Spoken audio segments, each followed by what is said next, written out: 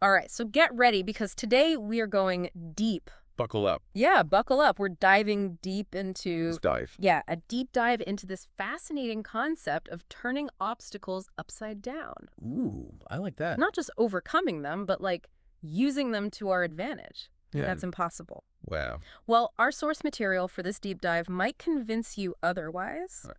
We're going to be looking at excerpts from The Obstacle is the Way. That's a good one. It is a good one. By Ryan Holiday. Yes. Which draws heavily on Stoic philosophy. You know, I love the Stoics. Of course. Yeah. And some seriously compelling historical examples. Yeah, he's got some good ones in there. Really good examples. It's all about perspective, isn't it? Yeah, it is. I think Ryan Holiday brilliantly distills this ancient wisdom. Yeah. And makes it applicable to our modern lives. He does. He does. Okay, so let's unpack this a little bit. Let's get into it. The book opens with a story about John D. Rockefeller. Oh, yeah. During the Panic of 1857. I love that story. So imagine like starting your career. Oh, my gosh. With a financial crisis rocking the nation. Talk about trial by fire, right? I know. Wow. But here's the thing. Yeah. Rockefeller, he didn't panic.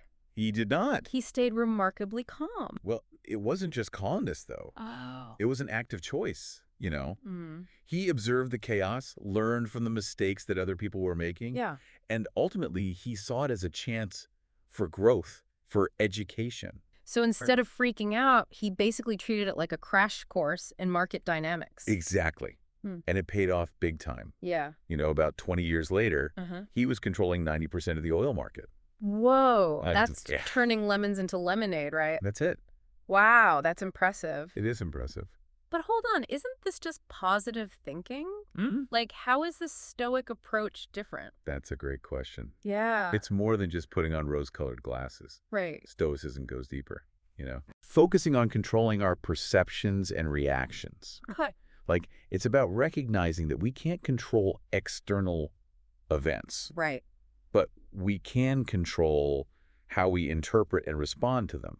Okay. Rockefeller didn't just wish the crisis away. Right. You know, he actively analyzed it, strategized, and used it to his advantage. That makes sense. Yeah. So it's not about ignoring the obstacle. Right. But more like reframing it. Precisely. Okay. Remember that Stoic quote. Yeah. Choose not to be harmed, Yeah. and you won't feel harmed. Ah. Don't feel harmed, and you haven't been. That's powerful stuff. That's powerful stuff. I can see how that applies to, you know, a financial crisis. Sure. But what about, like, in our daily lives? Yeah. We're not all oil tycoons. Think about it. Yeah. Have you ever had a difficult boss Oh, yeah. or faced a setback at work? For sure. It can feel like the world is ending. Right. But what if instead of getting overwhelmed, you ask yourself, what can I learn from this? Mm-hmm. Or what's the opportunity here that I might be missing? So instead of getting stuck in the negative emotions, you look for ways to use the situation to your advantage. Yeah. I like that. It's a mental shift, for sure. Yeah. And it's not always easy. Right. But the Stoics would say that even the most challenging situations contain seeds of opportunity. Okay. They do. All right, so shifting gears a bit, Okay. the book also looks at some military examples, Uh-huh. like General Dwight D. Eisenhower's response to the German Blitzkrieg in World War II. Oh, wow. Can you imagine trying to stay positive with that kind of military force coming at you? I know. What's fascinating here is how Eisenhower Yeah. didn't just focus on, the terrifying power of the Blitzkrieg, Right. but he encouraged his generals to see it as an opportunity. Okay. Remember his quote? Yeah. The present situation is to be regarded as an opportunity for us and not disaster. Talk about a leadership challenge. I know, right? And it worked. It did. They actually found ways to turn the tables on the Germans. They did. By shifting their perspective. Mm-hmm. The Allied forces were able to analyze the weaknesses inherent in the Blitzkrieg's Yeah. speed and aggression. Mm-hmm. That, seemingly unstoppable advance, Yeah. left flanks vulnerable, which the Allies exploited for some decisive victories. So it's about understanding that even the most intimidating obstacles often have weaknesses that we can exploit. That's the key. Okay. It's about applying that analytical, stoic mindset, even in the heat of battle. Right. This is what Ryan Holiday calls adversarial growth. Adversarial growth. We don't just bounce back. Hmm. We learn, we adapt, and we become even stronger because of the challenge. Okay, that's a cool concept. It's a cool, right? Adversarial growth. Yeah. I like that. Yeah. But how do we apply that to, like, our everyday lives? I Right. mean, most of us aren't facing down armies, thankfully. Thankfully, no. Yeah. Think about athletes who bounce back from injuries, Yeah. even stronger than before. Okay. They don't just recover physically. They analyze what went wrong. Mm. They adapt their training, and they come back with greater skill and resilience. Okay. Now, think about that in the context of your career. You mean, like, if I have a rival at work, I could use that competition to push myself harder and improve my performance? Exactly. Okay. Or if you made a mistake on a project, Hmm. instead of beating yourself up, Yeah. you could analyze it, extract valuable lessons, Right. and refine your strategies for the future. That makes so much sense. It does. It's like turning that obstacle into fuel for growth. It is. Yeah. It's about harnessing the power of the obstacle rather than letting it defeat you. I like that. Which, by the way, Yeah. is a perfect segue to our next example, Okay. Amelia Earhart. Oh, yeah. Talk about defying expectations. I'm not. Facing societal barriers, Right, yeah. taking on incredibly risky propositions. Yeah. She embodied that stick-forward mentality. She- Her motto, always think with your stick forward, Yeah. perfectly illustrates the importance of persistent action, Right. maintaining forward momentum even when things get tough. She never. She never let fear or doubt dictate her course. She was definitely a force of nature. She was. But it's not just about starting, is it? No. It's about that relentless pursuit, It is. that refusal to give up, even when faced with setbacks. Absolutely. Think about Ulysses S. Grant during the Civil War. His relentless siege of Vicksburg, Okay. facing setback after setback. Wow. Yet his unwavering determination ultimately led to a crucial Union victory.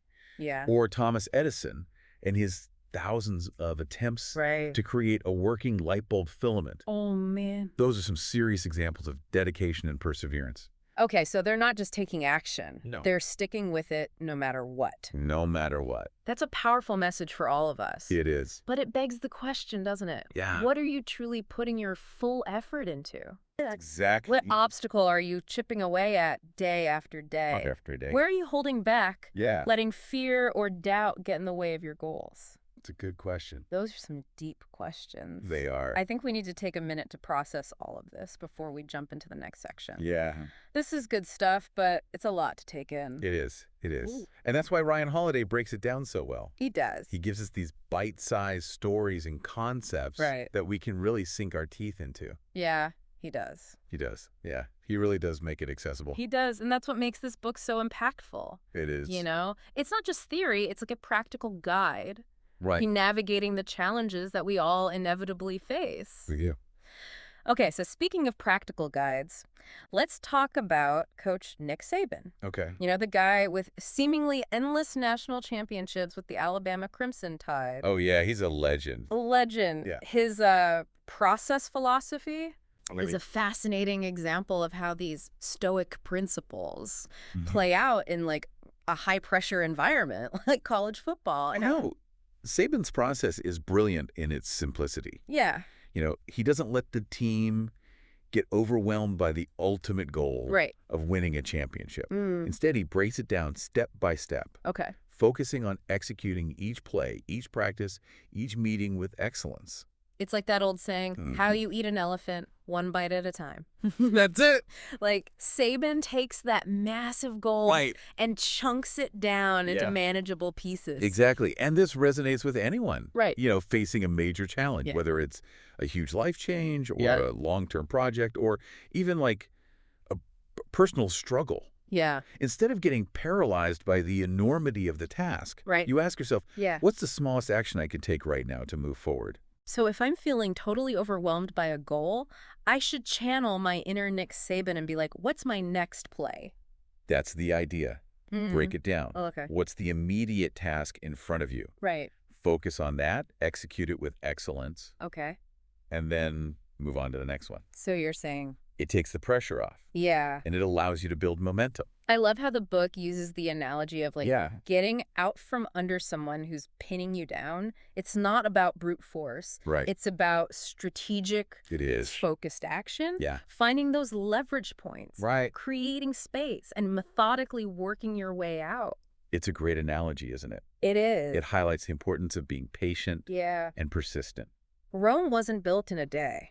It wasn't. And neither are like most worthwhile achievements. Exactly. But sometimes it feels like those big obstacles will never budge. I know. Like, how do we stay motivated Yeah. when we're not seeing immediate results? That's where the idea of failing forward comes in. Failing forward. And this is something that the obstacle is the way really emphasizes. No.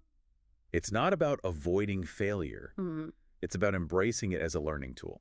Okay, that sounds great in theory, but isn't failure, well, failing? It is. It doesn't exactly feel good. True. Yeah. But think about the Silicon Valley concept Yeah. of a minimum viable product, or MVP. MVP. Okay. They launch products with just the bare essentials. Right. They get feedback, Uh-huh. and they learn from any mistakes. Okay. They actually use failure to make the product better. So they're not afraid to put something out there, even if it's not perfect. Right. Because they know they'll learn and improve along the way. Precisely. And this concept applies far beyond the tech world. Okay. Think about the Allied forces in North Africa during World War II. Okay, yeah. They faced some tough losses against Rommel's Africa Corps early on. But they didn't give up. No, they didn't. They turned those defeats into data points. Exactly. Yeah. They meticulously studied those losses. Uh-huh. They adapted their tactics. Okay. And they ultimately used that experience to achieve victory. Mm-hmm. Failure wasn't the end, it was a stepping stone. Okay, so if failure is inevitable, Yeah. how do we shift our mindset to actually embrace it, to see it as a positive force? Great! Any, like, practical tips? Absolutely. Start by reframing your internal dialogue. Mm. Instead of beating yourself up over a mistake, get curious. Yep. Ask yourself, what can I learn from this? Right. Or how can I use this feedback to improve? It's like treating failure as a teacher, not a punisher. Exactly. Exactly. Every successful person has a long list of failures in their past. I'm sure. Oh, yeah. Yeah. It's not about avoiding setbacks. Right. It's about using them to fuel our determination Uh-huh. and refine our approach. Okay, I'm starting to see a pattern here. Yes. You know, perception, action, persistence, and even embracing failure. Yeah. These are all like tools for turning those obstacles into opportunities. They are. Yeah. But there's one more concept from the book Okay. that I want to make sure we cover. Okay, what's that? Radical pragmatism. Radical pragmatism. This is where things get really interesting. Oh, The book shares this incredible story okay. about Samuel Zimmery, a banana tycoon Oh, yeah. who was, as ambitious as he was practical. Okay. Remember the story about how we solved the problem Oh, yeah. of two different people claiming ownership of the same piece of land he needed? He just bought it from both of them. He did. Paid twice, yes. Yeah. But the land was his. The land was his. He cut through the complexity Right. and he focused on the outcome. It was brilliant. Or the time he got around, Mm-hmm. like, a ban on building bridges Right. by building two piers and Yeah. connecting them with a temporary pontoon. I know. Not technically a bridge. Problem solved. Exactly. These are perfect examples of what Ryan Holiday calls a, whatever works mentality. Okay. Zimmery was driven by his ideals, Yeah. but he was also incredibly pragmatic and flexible in finding solutions. So it's not about sticking to, like, rigid rules or procedures, Right. but rather adapting to the situation at hand. It is. Thinking outside the box and finding the most effective path forward, Right. even if it's unconventional. And this approach can be incredibly empowering, Yeah. especially when traditional methods fail. Right. Think about Richard Wright, Okay. the brilliant author who, as a young black man in Yeah. the Jim Crow South, was denied access to books. Wow. His thirst for knowledge was so strong Yeah. that he forged a note and used a stolen library card Wow. to access the books he craved. Talk about resourcefulness. I know, right? He didn't let the rules dictate his path. He didn't. He found a way to achieve his goal, He did. despite the limitations. Yeah, These stories remind us that we often have more options than we realize. more than we realize. Yeah, It's about challenging limitations, Right. being creative, and being willing to push boundaries to achieve our goals. that's it. Okay, so how do we cultivate that whatever works mentality Hmm. in our own lives? It starts with questioning our assumptions. Okay. Are there alternative paths we're overlooking? Mm-hmm. Are we too focused on doing things the right way, Right.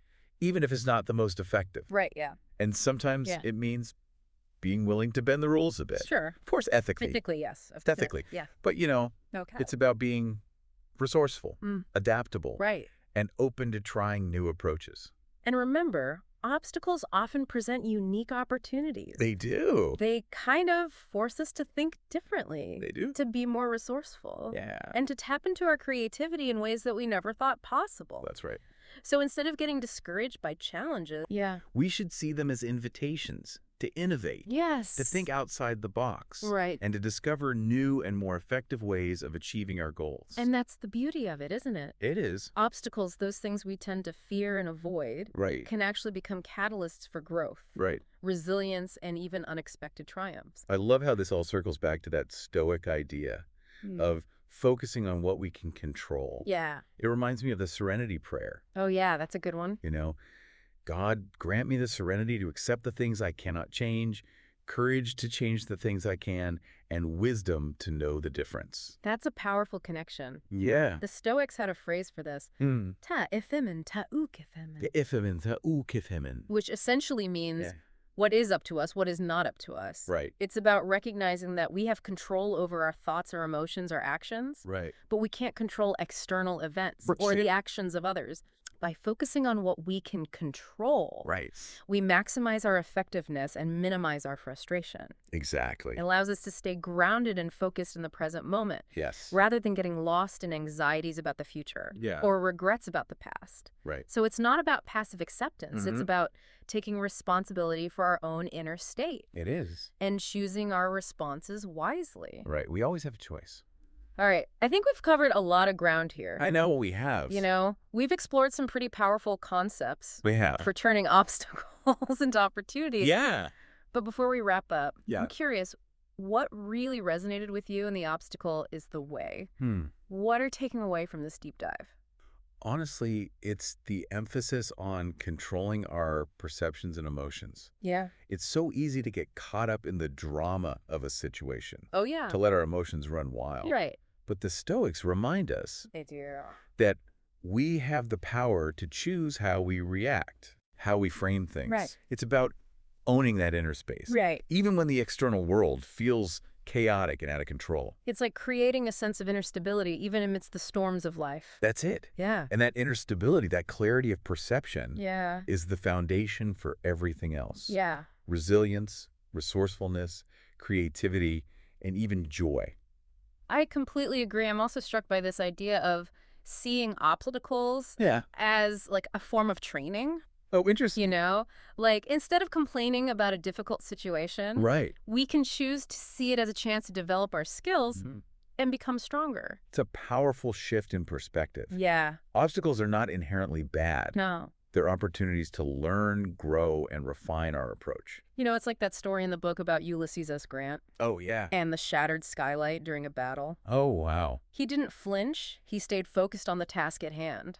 Even with shards of glass falling around him. That's some serious composure under pressure. It is. It's a perfect example of steadying our nerves. Yeah. Yeah. It's a skill we can all cultivate. Yeah. This ability to remain centered and focused, Right. even when faced with unexpected challenges or setbacks. The book also emphasizes the importance of Yeah. not letting our emotions run the show. Oh, yeah, that's important. Yeah, we all feel fear, anger, frustration. We do. But it's about not letting those emotions dictate our actions. The Stoics were masters of emotional regulation. They were. They understood that while we can't always control what we feel, All right. we can control how we react to those feelings. Yeah. It reminds me of that famous quote by Viktor Frankl, Oh, yeah. the Holocaust survivor, Right. who said, between stimulus and response, there is a space. In that space is our power to choose our response. In our response lies our growth and our freedom. Wow. Powerful words. Powerful stuff. So it's not about denying our emotion. It's about recognizing that we have a choice in how we respond to them. We do. But how do we actually do that? How do we put this into practice in our daily lives? It starts with awareness. Mm. Pay attention to your thoughts and emotions. Okay. Notice how they influence your behavior. Okay. The more aware we become of our internal patterns, Yeah. the more empowered we are to make conscious choices. So it's like mindfulness in action, right? Yeah. Paying attention to our inner state Yeah. without judgment, but with a sense of curiosity Yeah. and willingness to learn. And then it's about consciously choosing a different response. Okay. If you notice yourself getting swept away by fear or anger, Yeah. take a deep breath. Mm. Step back from the situation and ask yourself, Okay. is this reaction serving me? Mm. Is this how I want to show up in this moment? It's like hitting the pause button on that automatic reaction So and it's- choosing a more intentional response. And the book offers some great practical tips for doing this. Okay. One that I found helpful is the idea of Yeah. practicing objectivity by removing the I from the equation. Oh, interesting. So instead of saying, I hate the situation, Okay. you could say, this situation is challenging. Mm. It subtly shifts the perspective, Okay. and it allows more space for problem solving. It's like taking ourselves out of the center of the drama Yeah. and seeing the situation more objectively. And from that place of greater objectivity, Right. we can start to explore different solutions. Okay. Ask yourself, what are my options? Mm. What actions can I take that align with my values and move me closer to my goals? That makes sense. But what about when we face those like really big, Right. seemingly insurmountable obstacles? Yeah. You know, the ones that feel like they're going to crush us. Remember that even the most daunting obstacle Mm. can be broken down into smaller, more manageable steps. Right. I love the story in the book about the young man who wanted to be like Henry Clay, Okay. but he couldn't read. Mm. Clay simply showed him the letter A, Yeah. and he said, now you've only got 25 more letters to go. That's such a great story. That's a good one. Yeah, it's about recognizing that even the most complex challenges Right. are ultimately composed of Yeah. smaller, more achievable components. Exactly. By focusing on those individual components, Okay. on taking one step at a time, Yeah. we gradually make progress Right. and eventually overcome the obstacle. It's like climbing a mountain. Yeah. You don't focus on the summit the whole time. No. You focus on like the next foothold, Right. next handhold. Exactly. Yeah. It's about staying present, staying focused, and trusting the process. Okay, so let's talk about turning those obstacles upside down. Let's do it. You know, finding the opportunity within the challenge. Yeah. It's like that saying, when life gives you lemons, make lemonade. There you go. Right. But it's more than just making the best of a bad situation. Oh. It's about recognizing that obstacles Mm. often present unique opportunities Okay. for growth, for innovation, and even advantage. Like that story about the German blitzkrieg. Yeah. It seemed like an unstoppable force. It did. But by shifting their perspective, Right. the Allied forces recognized its inherent weaknesses Uh-huh. and were able to exploit them for decisive victories. It's a great example Yeah. of how what appears to be a disadvantage Right. can often be turned into an advantage Yeah. with the right mindset and strategic approach. And this principle applies to like so many areas of life. Oh, yeah. You know, a business setback can force us to innovate and find more efficient ways of operating. Right. A personal challenge can lead to greater self-awareness and resilience. That's right. So it's about training ourselves to see obstacles, Yeah. not as roadblocks, but as detours I like that. that can ultimately lead us to a better destination. That's good. It's like those winding roads through the mountains. They might take longer, but the views are spectacular. I love that analogy. Yeah. That's great. So instead of getting discouraged by challenges, we Yeah. should see them as invitations to think differently, Right. to be more resourceful, Yeah. and to discover new and more effective ways of achieving our goals. And that shift in perspective can be incredibly empowering. It is. It allows us to approach challenges with a sense of curiosity and optimism Mm. rather than fear and resignation. You know, it reminds me of that Winston Churchill quote. Oh, yeah. The pessimist sees difficulty in every opportunity. The optimist sees opportunity in every difficulty. Love it. It all comes down to the choices we make. It does. You know, do we allow obstacles to define us? Yeah. Or do we use them to refine us? That's a powerful question. And I think it's something that we all grapple with, We do. you know, throughout our lives. Yeah. But I have to say, this deep dive into the obstacle is the way Mm. has given me some amazing tools for turning those challenges into opportunities. Me too. It really has. It's a reminder that we have more power than we often realize. We do. It's empowering, isn't it? It is. It's a powerful message. Yeah. We've covered so much. I have. You know, perception, action, persistence, and even embracing failure. All those All tools. these tools that can help us Mm. shift our mindset and see those obstacles in a new light. It's about remembering that the obstacle isn't the enemy. Right. As Ryan Holiday so eloquently puts it, the obstacle is the way. That's such a great way to sum it up. Yeah. You know, it's in the struggle, in the process of overcoming, Right. that we forge our character, we refine our skills, Yeah. and ultimately achieve a level of mastery that Yeah. wouldn't be possible without those challenges. It's like a blacksmith hammering away at a piece of metal. Oh, yeah. You know, each blow, each challenge Right. shapes it into something stronger and more beautiful. I love that analogy. It's a good one. It's a reminder that obstacles are not meant to break us, but to shape us. They are. Yeah. And sometimes those obstacles lead us to paths Right. we never would have considered otherwise. Mm. You know, they force us to be creative, resourceful, and resilient. So as we wrap up this deep dive Yeah. into the obstacle is the way, Why? we want to leave you with one final thought, Okay. okay? Yeah. It's about remembering that we always have a choice We do. in how we respond Yeah. to the situations life throws our way. And that choice, that power to choose our response, Yeah. is where true freedom lies. We encourage you to reflect on how this Stoic philosophy can help you face your own challenges. Yeah. What aspects of your situation can you control? Where can you shift your perspective? What actions can you take to move forward, even in the face of adversity? And remember, you're not alone on this journey. Right. We all face obstacles, We do. but within each challenge lies an opportunity Mm. for growth, resilience, and even triumph. So embrace those obstacles, learn from them, Yeah. grow from them, Yeah. and use them to propel yourself forward Right. on the path to a more fulfilling and meaningful life. It's a journey. It is. We'd love to hear your thoughts on this. We would. What resonated with you the most? What obstacles are you facing right now? And how are you using these principles to navigate them? Share your insights, experiences, Yeah. or any additional questions you have about the book's concepts. Right. We're all in this together. We are. And your unique perspective can inspire and empower others on their own journeys. Until next time, keep diving deep and keep turning those obstacles into opportunities.